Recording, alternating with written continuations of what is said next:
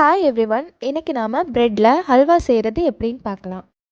ஹல்வா செய்கிறதுக்கு 8 பீஸ் ப்ரெட்டை குட்டி குட்டியாக கட் பண்ணி எடுத்துக்கலாம். முதல்ல கடாயில் எண்ணெய் விட்டு ப்ரெட்டை பொன்னிறமாக பொரித்து எடுத்துக்கலாம். ப்ரெட் நல்லா பொரிஞ்சாதான் ஹல்வா சரியான பதத்துக்கு வரும், இல்லைன்னா களி மாதிரி ஆகிடும். அதே கடாயில் நெய் விட்டு முந்திரி கிஸ்மிஸ் போட்டு வறுத்து தனியாக எடுத்து வச்சுக்கலாம்.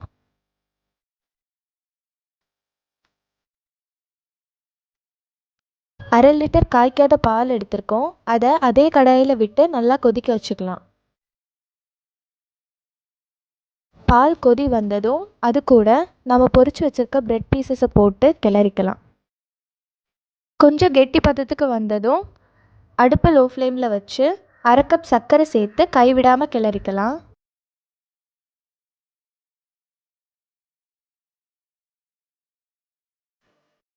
நெய் பிரிஞ்சு அல்வா பதம் வந்ததும் வறுத்து வச்சுருக்க முந்திரி கிஸ்மிஸ் சேர்த்து இறக்கிக்கலாம்.